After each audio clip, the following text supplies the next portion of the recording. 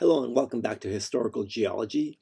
Today I want to talk about Chapter 7, which is on evolution. So one of the things about this biological evolution, the key definition is descent with modification. And we look at it in two different ways. There's this microevolution, which are small-scale changes, really in the frequency of a gene, how a gene changes through time. And we'll talk about alleles in a little bit here. These small changes over time will lead to macroevolution, which is a large-scale changes. And that's where you really get speciation, new species develop. Biological evolution is not simply a matter of change through time, but it's also a variety of other factors that go in. All organisms on Earth today share some common ancestor.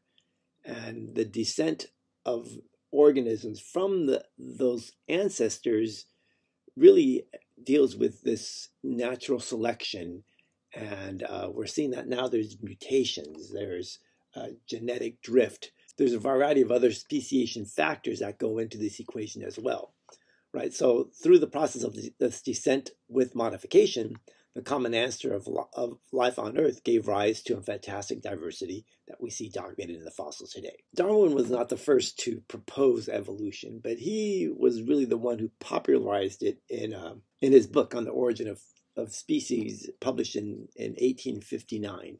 And really, he had formulated his theory in the 1930s and 40s, and he was ready to publish, but he waited because he wanted to be established as a biologist. So he did a bunch of studies on barnacles. He studied beetles. He was worried he wasn't going to be taken seriously. And in fact, when he was doing his studies on the Galápagos Islands, when he went around the world in the 1830s, he was really more of a geologist than a biologist. This theory of evolution is fundamentals to biology and paleontology, and it's a unifying theory. It serves as a framework for the diversity of life and how it came about. What kind of propelled Darwin to publish in 1859 was that he received a letter from Wallace, who was working in New Guinea, kind of Malaysia, Southeast Asia, and he independently came up with this descent with modification and natural selection. He wrote this letter to Darwin, and Darwin realized that he had to publish his work. They both get credit for natural selection, but Darwin got the lion's share because he actually published the book in 1859. And in fact, when both Wallace and Darwin published their scientific papers before the publication of the textbook, theory wasn't even that popular. It wasn't even read or it wasn't even really advertised very much until the publication of this book. And so that's why Darwin gets most of the credit here. So what is the significance of natural selection? So it accounts for this evolution. Organisms possess these traits that you inherit from your parents, right? Some of these variations are more favorable than others, dependent on the environment. So that's where the environment selects the traits or adaptations that are best fit for that environment. Individuals with those favorable variations are more likely to have babies. That's the key thing, is to reproducing and passing on those genes, those traits. And so really the word we look for is non-survival of the least fit. It's a misconception to say survival of the fittest. This non-survival of the least fit involves these heritable variations leading to differential reproductive success. So again, having babies and moving your genes, your traits forward. Darwin was curious about this artificial selection. He noticed breeders can take dogs and breed certain dogs and produce a whole variety of different types of dogs. Both Wallace and Darwin read Thomas Malthus' essay on populations and the limiting resources. And so he realized that there's a competition for these resources. So that part went into the equation for natural selection. Darwin, on his voyage, especially in South America, he saw sloths and strange birds, and he wondered, why are these animals not on other continents?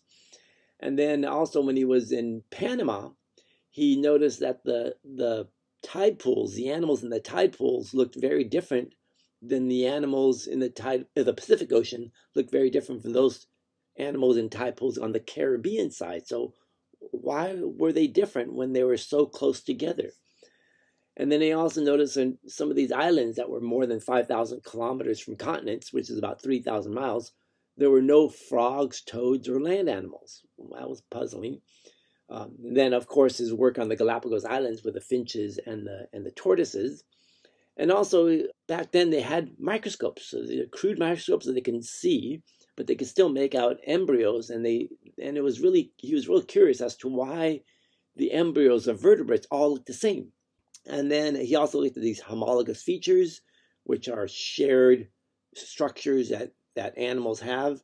And then vestigial organs. Why would certain animals have these vestigial organs? We'll talk about those here.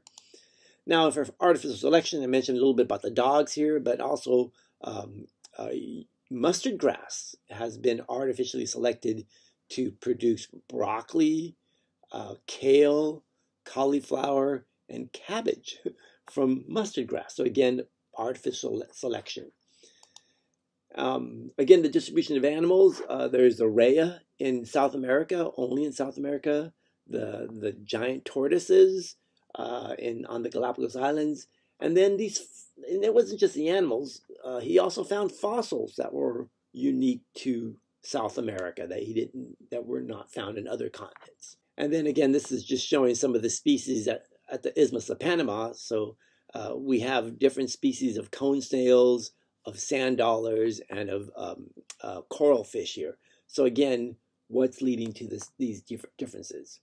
And then for the Galápagos Islands, one of his strongest criteria was looking at the variety of finches. All finches, but very different in their physical characteristics. And it turns out that each finch was adapted to a particular food source on the island it lived on.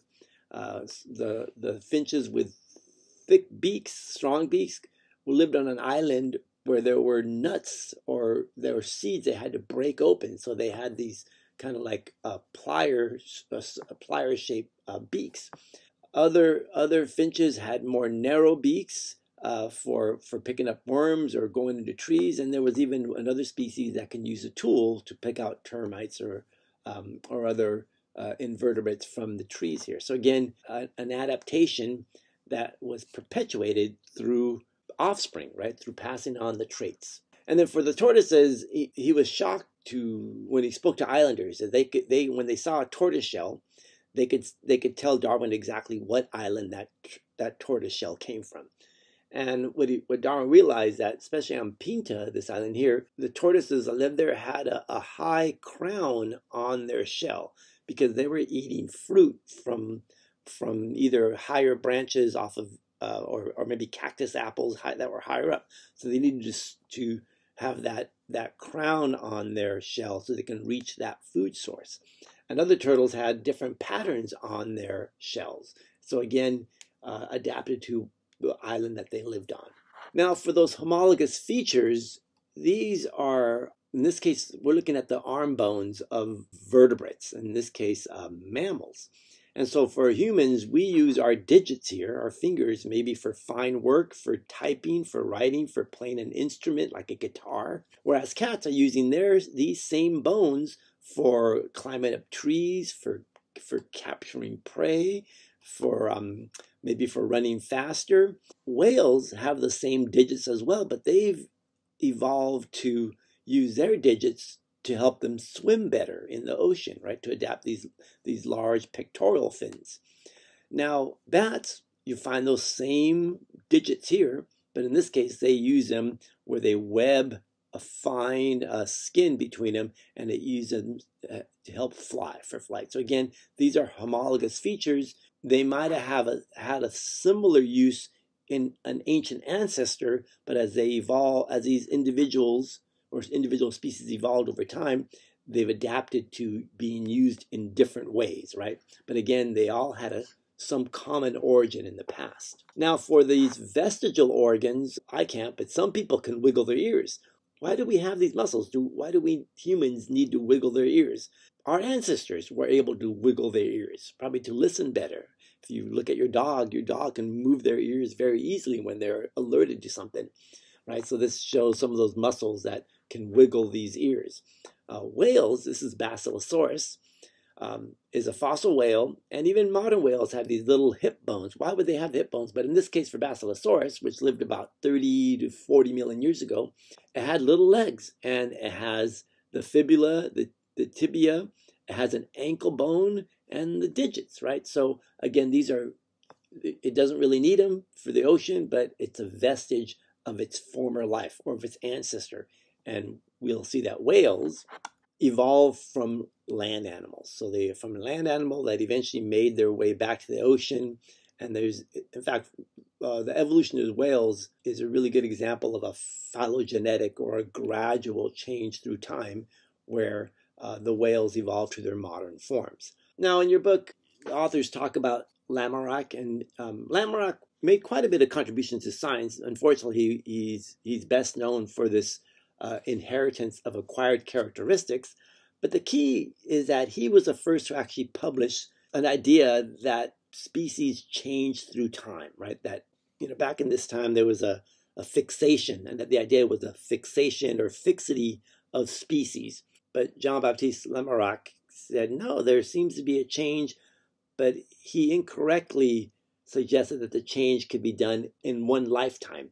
For this case, his giraffes, those giraffes that are reaching fruit or leaves on higher branches, they're stretching their necks out, they're going to pass that on to the offspring. But it doesn't really work like that. His ideas were widely pre-genetic in time, and they were refuted, because one thing we find when we finally figured out genetics, or we're still learning more about genetics, is that genes cannot be altered by any effort of the organism during its lifetime. So you cannot alter the genes. So the genes are passed on, and nature selects the traits of those individuals that are best suited for that environment. Your book mentioned this a little bit, of the Lysenko Tragedy, and this is in Russia in the 1930s. The Russian government supported him because his ideas were compatible with the Marxist-Leninist philosophy. And he basically was using Lamarck's inheritance of acquired characteristics.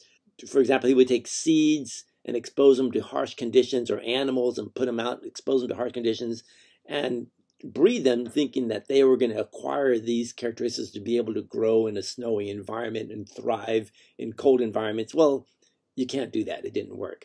And it really led to famine and loss of crops. And crop failures and famine. So it was, again, ignoring the modern, because by the 1930s, the rest of the world was going into the modern synthesis. We knew about genetics, we knew about mutations. So ignoring that and going on this philosophy that fit with the government really didn't work out for Lysenko here. Critics of Darwin and Wallace said, well, how do you account for these variations? What's causing the variation? Wallace and Darwin really could not explain how these variations were maintained in a population. And then another criticism was, should a variant trait arise, it should blend and be lost. You wouldn't see it anymore. But Mendel did his work in the 1860s. And so the answers to these critics, because remember, Darwin published in 1859, it was around, but Mendel published his work in an obscure journal. But even then, Darwin actually had a copy of that journal, and he never read the article. But so he actually died before he learned about genetics. Mendel and the Birth of Genetics. So in the 1860s, he did this work by breeding pea plants, garden peas. He realized that there are these pairs of factors called genes, and he called them alleles. And the alleles are alternate forms of the gene that control some trait. For example, brown eyes and blue eyes. That's an allele, or a gene that controls eye color. And so the capital B would be the more dominant. That's one form of the gene, and it's called the capital B allele. For blue eyes, the lowercase b is a recessive, so it's not the dominant one, but that's another form of the allele. In this case, we'll call it lowercase b, but they always come in pairs. So the genes that control traits do not blend during inheritance. They're passed on, so they're not lost, but they're not expressed in every generation.